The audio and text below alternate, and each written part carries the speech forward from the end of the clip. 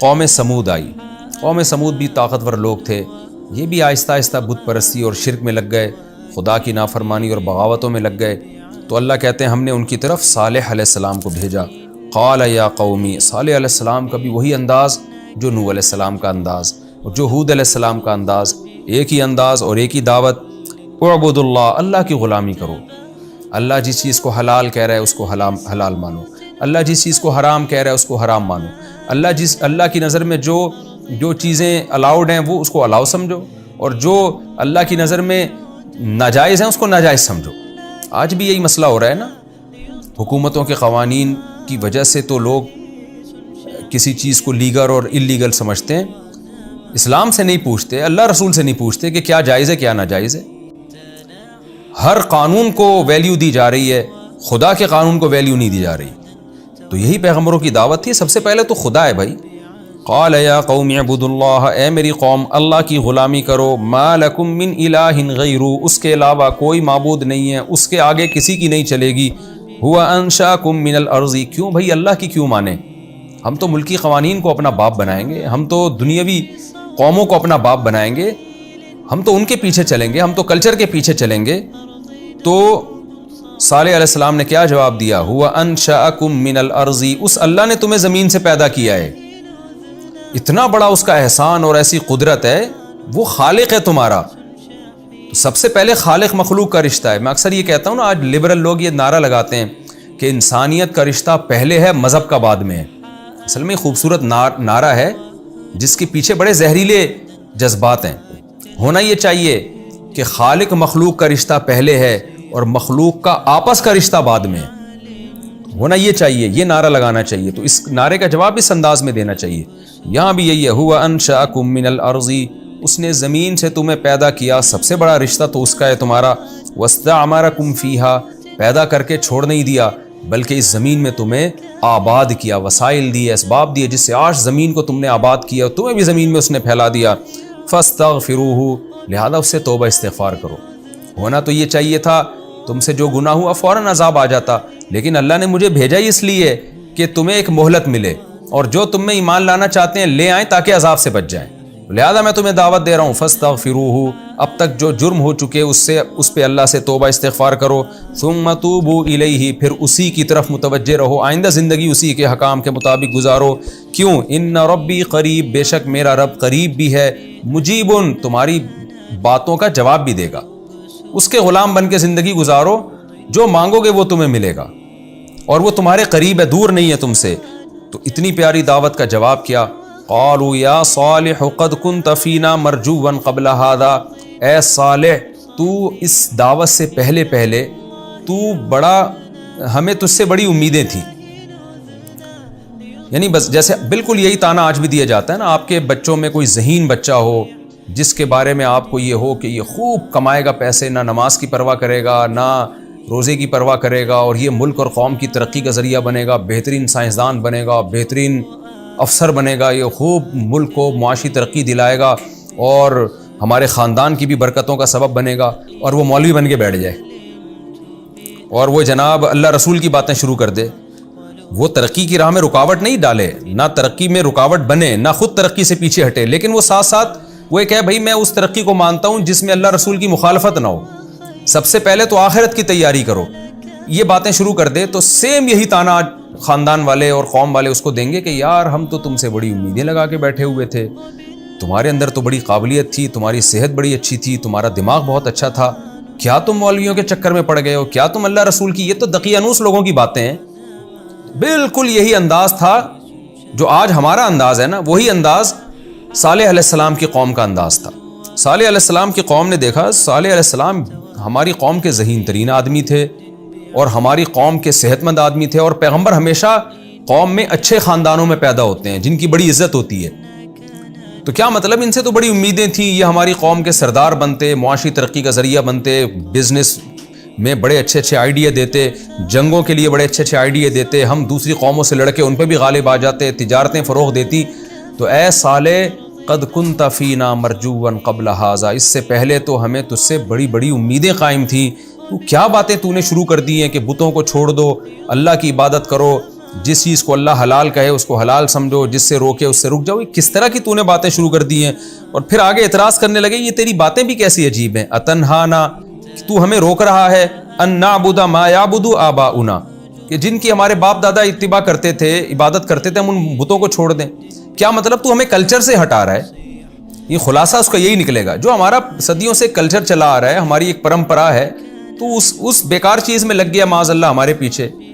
ان باتوں میں تو الجھ گیا کہ ہم باپ دادا کے کلچر کو چھوڑ دیں. یہ کیسے ہو سکتا ہے؟ وَإِنَّنَا لَفِي شَكٍّ مِّمَّا تَدْعُونَ إِلَيْهِ مُرِيبٍ. اور جس دعوت تو ہمیں جو دعوت دے رہا ہے نا، توحید کی دعوت اور اللہ رسول کی اطاعت کی دعوت، اس دعوت کے صحیح ہونے میں بھی ہمیں یقین نہیں ہے. یہ بھی ہم اس بارے میں بھی شک میں مبتلا ہیں. اصل میں یہ کہا جاتا ہے ایک تنزل کر کے نا کہ ہم یقین نہیں ہے. مقصد یہ ہوتا ہے کہ ہمیں اس کے غلط ہونے کا یقین ہے. لیکن بعض دفعہ انسان ایک تھوڑا سا مہذب انداز اختیار کر لیتا ہے کہ ہمیں تو کون سے تیری دعوت پہ ہمیں یقین ہے جو جس طرف تو ہمیں بلا رہا ہے. تو ہم تو بلکہ الٹا تجھے ملامت کر رہے ہیں کہ اچھا بھلا آدمی تھا اور کدھر بہک گیا ہے تو. کتنی پیاری صالح علیہ السلام کی دعوت تھی اور اس کا کیسا بیہودہ جواب دیا. صالح علیہ السلام نے جواب میں کہا کہ تم اگر مجھے یہ کہہ رہے ہو کہ ہمیں تجھ سے بڑی امیدیں تھیں، لہذا میں یہ دعوت اور تبلیغ چھوڑ دوں، تو تم اپنے خیال کے مطابق تو تم گویا مجھے فائدہ پہنچانے کے لیے کہہ رہے ہو، لیکن حقیقت میں تم میرا بیڑا غرق کر رہے ہو. تم مجھے کیسے مشورے دے رہے ہو؟ یا قومی بتاؤ تو صحیح، ارأیتم ان کنت علی بینۃ من ربی، تم بتاؤ تو صحیح اگر میں اپنے رب کی طرف سے واضح دلیل پر ہوں، یعنی میرے پاس رب کی طرف سے واضح دلیل ہے کہ یہ شرک غلط چیز ہے، توحید صحیح راستہ ہے، اور اللہ رسول کی مان کے چلنا ہے، جس نے تمہیں پیدا کیا ہے جس اللہ نے، اس کی مان کے چلنا ہے. تو بتاؤ اگر میں اتنے واضح دلائل پر ہوں، وآتانی منہ رحمتن، اور پھر اللہ نے مجھ پر ایک اضافی رحمت بھی دے دی، مجھے پیغمبر بھی بنا دیا، تو پھر بتاؤ فمن ینصرنی من اللہ ان عصیتہ، اس کے بعد بھی اگر میں تمہاری مانوں اور اللہ کی نافرمانی کروں تو مجھے اللہ کے عذاب سے کون بچائے گا؟ فما تزیدوننی غیر تخسیر، تم اضافہ نہیں کر رہے مگر خسارے میں.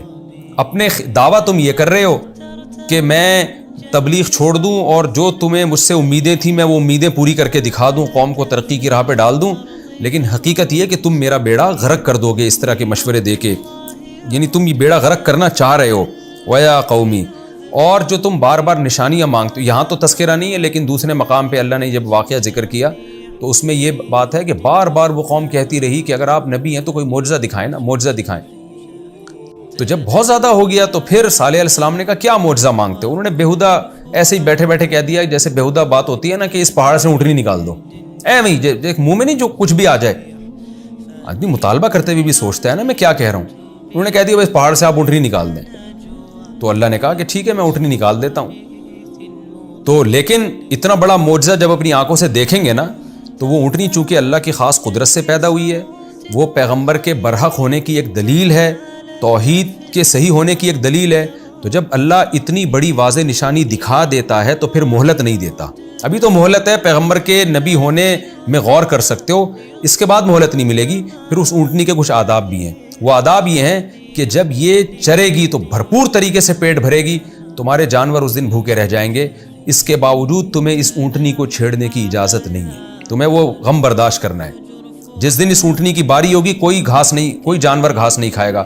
پھر جس دن یہ اونٹنی پانی پیے گی تو اس کی پانی کا دن متعین ہے، اس دن کوئی تمہارا جانور پانی پینے کے لیے نہیں آئے گا. وہ اونٹنی بھر بھر کے پانی پیتی تھی، پانی کم ہو جاتا تھی. یہ تو اللہ کی طرف سے آزمائش تھی نا کہ معجزہ چاہتے تھے نا تو ہم نے دکھا دیا نا، تو اب برداشت کرو. تو اب اگر برداشت نہیں کیا تو فوراً عذاب آئے گا. تو یہ اللہ کی عادت ہے. قرآن میں دوسرے مقام پر بھی ہے وَمَا نُرْسِلُ بِالْآيَاتِ إِلَّا كَذَّبَ بِهَا الْأَوَّلُونَ. قرآن میں آتا ہے کہ ہم آیتیں جب بھی بھیجتے ہیں نا تو معجزے جب بڑے بڑے دکھا دیتے ہیں تو قومیں جھٹلا دیتی ہیں. وَمَا مَنَعَنَا أَن نُرْسِلَ بِالْآيَاتِ، ہمیں معجزے دکھانے سے روکا ہے اس چیز نے کہ ہم جب بھی معجزہ دکھاتے ہیں تو پھر ہم مہلت نہیں دیتے قوم کو، پھر فوراً عذاب دیتے ہیں. ابھی مہلت ملی ہوئی ہے، ابھی سوچنے کا ٹائم ہے تمہارے پاس. کوئی بہت بڑی نشانی دکھا دی پھر سوچنے کا ٹائم نہیں ہوگا. اس کی مثال ایسے جیسے حدیث میں آتا ہے کہ سورج جب مغرب سے نکلے گا نا، نبی صلی اللہ علیہ وسلم نے فرمایا، قرآن میں بھی آتا ہے کہ اللہ بڑی نشانیاں دکھائے گا. تو ان نشانیوں میں حدیث میں آتا ہے، صحیح حدیث ہے کہ مغرب سے سورج نکلے گا. ایک وقت ایسا آئے گا کہ سورج مغرب سے نکلے گا اور اوپر تک جا کے دوبارہ مغرب میں غروب ہو جائے گا. تو یہ کیونکہ حدیث میں یہ پیش گوئی ہے، جب یہ دنیا میں پیش گوئی ظاہر ہوگی تو قرآن کہتا ہے اس معجزے کے ظاہر ہونے کے بعد پھر کوئی بھی شخص جو ایمان لے کر آئے گا اس کا ایمان اللہ قبول نہیں کریں گے، اور جو مسلمان گناہوں سے توبہ کرے گا اللہ اس مسلمان کی توبہ بھی قبول نہیں کرے گا۔ یہ قرآن میں اللہ نے لکھا ہوا ہے کہ جب کوئی ایک بڑی نشانی ظاہر ہو جائے گی نا تو پھر نہ گناہگار کی توبہ اللہ قبول کریں گے اور نہ کافر کا ایمان اللہ قبول کریں گے۔ وجہ کیا ہے کہ تم نے اپنی آنکھوں سے اسلام کا برحق ہونا اب تو دیکھ لیا نا، غور و فکر کا تو اب راستہ ہی بند ہو گیا، اب تو دیکھ لیا اپنی آنکھوں سے۔ تو حدیث میں آتا ہے کہ قرآن کی جو یہ آیت ہے کہ جب بڑی نشانی دیکھ لیں گے تو ایمان قبول نہیں ہوگا، اس سے مراد کیا ہے؟ حدیث سے پتہ چلتا ہے کہ سورج مغرب سے نکلے گا۔ تو یہی ہوا کہ اونٹنی اللہ نے پہاڑ سے نکال دی، تو پھر صالح علیہ السلام نے کیا کہا؟ وَيَا قَوْمِ هَٰذِهِ نَاقَةُ اللَّهِ، یہ اللہ کی اونٹنی ہے، لَكُمْ آیَةً، تمہارے لیے ایک نشانی ہے، فَذَرُوهَا، اسے اپنے حال پہ چھوڑ دو، تَأْكُلْ فِي أَرْضِ اللَّهِ، یہ اللہ کی زمین میں کھائے پیے، وَلَا تَمَسُّوهَا بِسُوءٍ، اور اب اسے تم نے برائی کے ساتھ نہیں چھونا، اس کو مارنا نہیں ہے، تم نے قتل نہیں کرنا، فَيَأْخُذَكُمْ عَذَابٌ أَلِيمٌ، قریب بہت قریبی عذاب آ جائے گا، پھر تو یقینی بات ہے کہ عذاب فوراً آئے گا تمہارے اوپر۔ قوم بدبخت، کچھ دن تو انہوں نے صبر کیا، تھوڑا ڈرتے بھی تھے، لیکن دوسرے مقام پہ قرآن میں آتا ہے کچھ بدبخت لوگ کھڑے ہوئے اور انہوں نے کہا کہ بھئی اگر ہم میں سے کوئی ایک شخص قتل کرے گا تو بعد میں کچھ مسئلہ ہوا تو اس قوم پہ پھر بات آئے گی نا، تو ایسا کریں ہر قوم میں سے ایک ایک فرد جمع ہو، اور جو خاص شرارتی لوگ ہیں وہ جمع ہو کر مل کر اس اونٹنی کو ہلاک کر دیں تاکہ کسی ایک مخصوص قوم پہ الزام نہ آئے۔ تو فَعَقَرُوهَا وَكَانَ فِي الْمَدِينَةِ 9 رَهْطٍ، قرآن میں آتے ہیں 9 فرد جو بڑے بدماش تھے قوموں کے وہ کھڑے ہوئے، انہوں نے یہ کام کیا۔ فَعَقَرُوهَا، اونٹنی کی ٹانگیں کاٹ ڈالیں۔ فَقَالَ، جب اونٹنی کو قتل کر دیا صالح علیہ السلام نے دیکھا کہ یہ تو بہت ہی بدبخت ہو گئے ہیں، تو صالح علیہ السلام نے اللہ کے حکم پہ ان کو کیا کہا؟ تَمَتَّعُوا فِي دَارِكُمْ 3 أَيَّامٍ، مزے اڑاؤ اپنے گھروں میں 3 دن تک تم مزے اڑاؤ۔ ذالک وعد غیر مکذوب، یہ ایک ایسا وعدہ ہے جس میں جھوٹ نہیں ہے، ظاہر اللہ کا وعدہ ہے، 100% سچا وعدہ ہے۔ تو 3 دن تک اللہ نے مہلت دی۔ اس میں کیا حکمت تھی؟ 2 حکمتیں ہو سکتی ہیں۔ ایک تو یہ کہ جب اللہ کسی کو عذاب دینا چاہتا ہے نا تو ہمیں قرآن و سنت سے پتہ چلتا ہے اللہ اس سے پہلے اس کو دنیا میں مزے اڑانے دیتے ہیں تاکہ حجت تمام ہو جائے کہ تھوڑے دن رہ گئے اب تھوڑا مزے اڑا لو۔ تو اللہ نے 3 دن اس لیے مہلت دی کہ ذرا رج کے دنیا کے مزے اڑا لو، کیونکہ اب اس کے بعد تمہیں زندگی میں قیامت تک، بلکہ قیامت کے بعد بھی کبھی بھی لطف اور مزہ جو ہے نا وہ تمہارے قریب سے بھی نہیں گزرے گا۔ اور یہ بھی حکمت ہو سکتی ہے کہ تاکہ صالح علیہ السلام جو بھی لوگ ایمان لے کر آئے ہیں نا ان تمام لوگوں کو پورے ملک میں، پورے شہر میں جا کے اکٹھا کر کے کوئی محفوظ ٹھکانے کی طرف منتقل کر سکیں تاکہ وہ لوگ عذاب سے بچ جائیں۔ تو اس کے لیے بھی ہو سکتا ہے اللہ نے 3 دن کی مہلت دی ہو۔ فلما جاء امرنا، بس جب ہمارا حکم آیا، نجینا صالحا، ہم نے صالح کو نجات دی، والذین آمنوا معه برحمت منا، اپنی رحمت سے ہم نے ایمان والوں کو بھی نجات دی، ومن خزی یومئذ، اور اس دن کی ذلت سے بھی ہم نے انہیں بچا لیا۔ ان ربک هو القوی العزیز، واقعی تیرا رب بڑا طاقتور اور غالب ہے۔ واخذ الذین ظلموا الصیحہ، اور ظالموں کو ایک زوردار آواز نے پکڑ لیا۔ قرآن میں دوسرے مقام پر آتا ہے کہ زلزلہ آیا، تو یہاں ہے زوردار آواز۔ تو علماء نے تطبیق دی ہے کہ حضرت جبریل یا حضرت اسرافیل یا کوئی بھی فرشتے نے زور سے آواز ماری، اس آواز کی وجہ سے زمین پہ زلزلہ آیا اور پوری قوم تباہ ہو گئی۔ فاصبحوا فی دیارہم جاثمین، اور اپنے گھروں میں اوندھے پڑے ہوئے تھے۔ کأن لم یغنوا فیہا، گویا کہ کبھی اس بستی میں رہے ہی نہ ہوں۔ الا، اللہ نے اس رکوع کو بھی اسی انداز میں ختم کیا کہ دیکھو خبردار سنو، ان ثمود کفروا ربہم، قوم سمود نے بھی رب کی نافرمانی کی ہے، تو نافرمان قوم بچتی نہیں ہے۔ الا بعدا لثمود، خبردار سنو قوم سمود پر بھی اللہ کی لعنت۔ تو یہ ہمارا رکوع الحمدللہ کمپلیٹ ہوا۔ اللہ ہمیں عبرت عطا فرمائے۔ میں تو جب یہ رکوع پڑھتا ہوں، یہ آیتیں پڑھتا ہوں، سناتا ہوں، تو حقیقت یہ ہے کہ مجھے خود بہت خوف پیدا ہوتا ہے کہ ہم پتہ نہیں کہاں کھڑے ہوئے۔ ہم دوسروں کے بارے میں سوچ رہے ہوتے ہیں کہ وہ اللہ کا نافرمان، وہ نافرمان۔ ہمیں اپنے گریبان میں ان آیتوں کو سن کے اور پڑھ کے سوچنا چاہیے کہ ہم پر بھی تو اللہ نے حجت تمام کر دی ہے، ہم کہاں کھڑے ہوئے ہیں۔ ہمیں بھی توبہ استغفار میں جلدی کرنی چاہیے۔